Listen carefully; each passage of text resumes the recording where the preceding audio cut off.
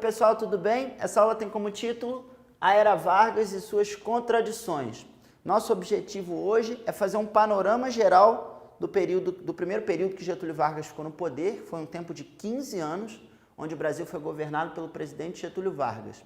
Só para a gente se lembrar, o período conhecido como Era Vargas começou com a Revolução de 30, quando Getúlio Vargas, com o apoio das Forças Armadas, tomou o poder à força, no movimento de força, em outubro de 1930.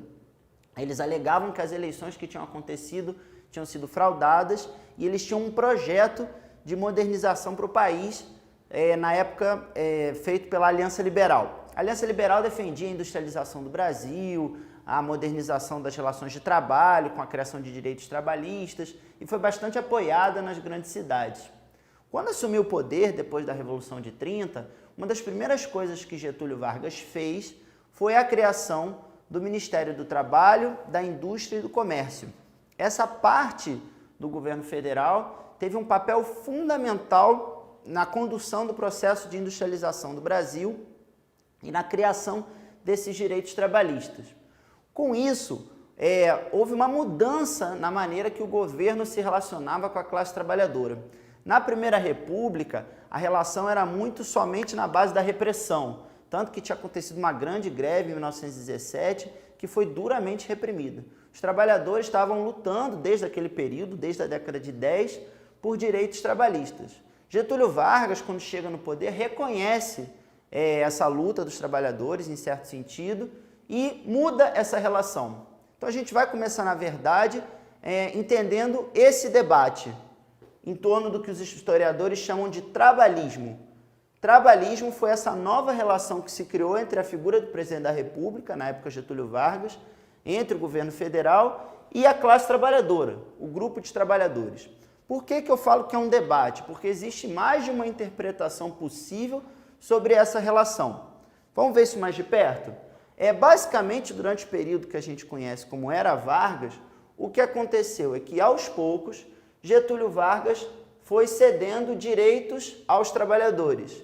Por exemplo, foi durante o período da Era Vargas que foi criado o salário mínimo, que é uma lei bastante importante que garante um mínimo estabelecido para cada trabalhador. Tá certo? Getúlio Vargas também criou algumas limitações do horário da jornada de trabalho, fazendo com que um conjunto de leis fosse se consolidando, até que em 1942 ele lançou a CLT, que é a Consolidação das Leis do Trabalho, que é um documento bastante importante que regulamenta essas relações no Brasil.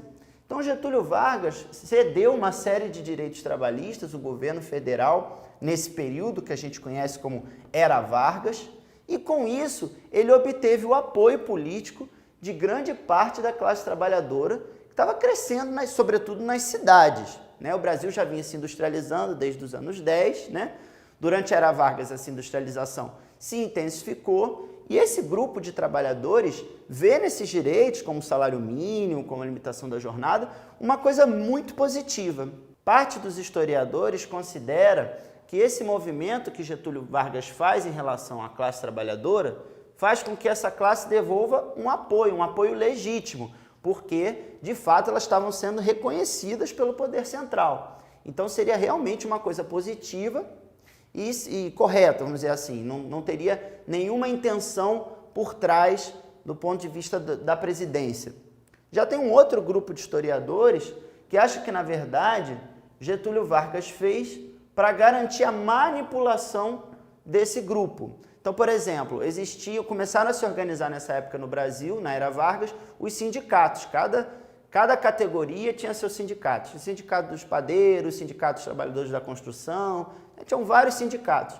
Todos esses sindicatos, durante o período do Vargas, eles eram submetidos ao Ministério do Trabalho, que por sua vez era controlado pelo presidente da República. Esse grupo de historiadores acha que toda essa estrutura de direitos trabalhistas e do Ministério do Trabalho foi, na verdade, para controlar a classe trabalhadora. Então, repara, aí fica com você decidir qual é a interpretação que você acha que é a mais acertada. Para essa galera que acha que havia manipulação, o período de Getúlio Vargas foi o período do populismo, onde havia clara manipulação do presidente para essa classe trabalhadora. Para outros historiadores, o que houve foi o trabalhismo, que na realidade essa classe ela fazia um apoio legítimo ao presidente da República, já que o presidente da República havia reconhecido, digamos assim, a luta dessa classe trabalhadora. De qualquer maneira, o bacana para você entender é que nesse período, eu trouxe aqui um objeto para a nossa aula, os direitos trabalhistas que hoje a gente conhece, né, por essa carteirinha do trabalhador, eles começaram a ser considerados no Brasil.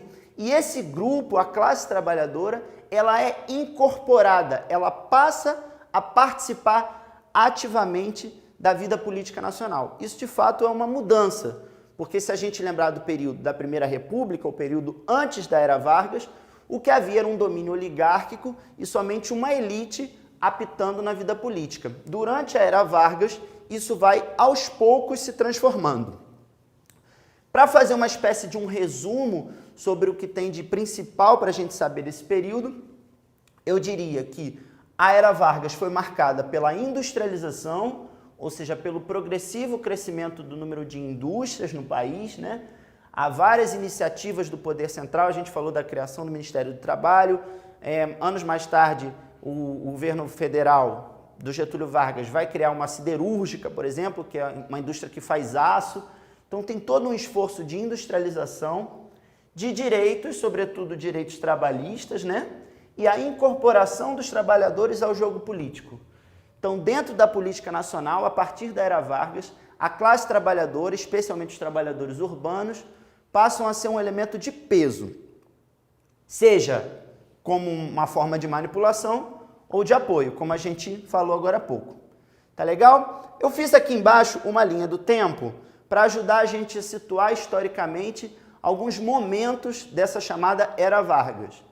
Então aqui, à sua esquerda, estão os governos mais antigos, até o período aqui, à sua direita, mais recente. Vamos aos poucos. O primeiro momento da Era Vargas é chamado de governo provisório, porque tinha acontecido a Revolução de 30 e Vargas assumiu, teoricamente, de forma provisória. Ele pretendia logo devolver o poder para a população, vamos dizer assim, para que se escolhessem líderes. Esse período do governo provisório, ele foi uma ditadura. Esse é um conceito que a gente usa muito em história. O que é uma ditadura? É um governo onde há poucas liberdades para a população. De uma forma geral, é isso. Como eu posso comprovar que o governo provisório era uma ditadura? Por exemplo, nessa época, Getúlio Vargas governava por decreto. O que ele determinava não tinha questionamento. Não tinha um Congresso funcionando livremente, né? Havia censura da imprensa. A imprensa não podia falar aquilo que pensava, que o governo podia ir lá e fechava. Na época do governo provisório, Vargas nomeava os governadores dos estados, os chamados interventores. Então era um período de muita centralização do poder. Por que o governo provisório acabou? O presidente assumiu com essa promessa de devolver o poder, isso não foi acontecendo. Em 1932, mais ou menos aqui, né, no meio desse governo, surge uma revolta liderada pelo estado de São Paulo, chamada de Revolta Constitucionalista de 1932. Tem esse nome grande, né, que lembra a Constituição, que é um conjunto de leis, né? Justamente isso, os paulistas queriam que o governo provisório acabasse e fosse feita uma Constituição democrática que garantisse os direitos da população e não uma eterna perpetuação de Getúlio Vargas no poder. O que aconteceu foi, de fato, um conflito interno, uma espécie de guerra civil. De um lado, o grupo de São Paulo, de outro lado, o grupo do governo federal de Getúlio Vargas. Getúlio Vargas vence esse embate, mas, em parte, ele cede aos paulistas. O segundo período dessa Era Vargas é, portanto, um governo democrático, um governo constitucional que se iniciou com essa nova Constituição que garantia os direitos que foram lá defendidos pelos que se levantaram em São Paulo. Esse grupo que fez a Constituição também escolheu, olha quem, Getúlio Vargas, para ser presidente pelo próximo período de 4 anos. Nesse período, o Brasil viveu, de fato, uma democracia, com disputas de grupos políticos. Vale ressaltar, por exemplo, que nessa época surgiu a AIB, a Ação Integralista Brasileira, e a ANL, Aliança Nacional Libertadora, que eram grupos que refletiam tendências políticas da época, no caso da AIB, o fascismo, e no caso da ANL, o socialismo, que era um reflexo da política europeia.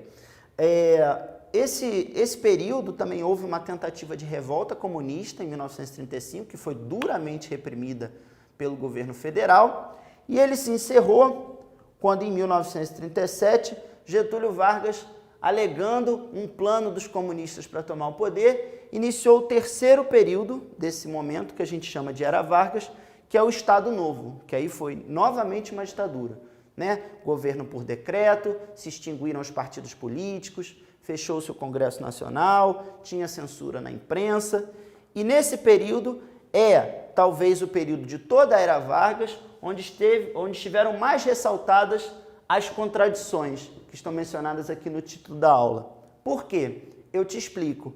Foi no período do Estado Novo em que houve mais avanços de direitos sociais, mais direitos trabalhistas foram concedidos à classe trabalhadora, como o exemplo da CLT, da Consolidação das Leis do Trabalho, que eu falei aqui para você. Só que isso foi feito numa ditadura, ou seja, isso foi feito tirando os direitos políticos, os direitos de manifestação.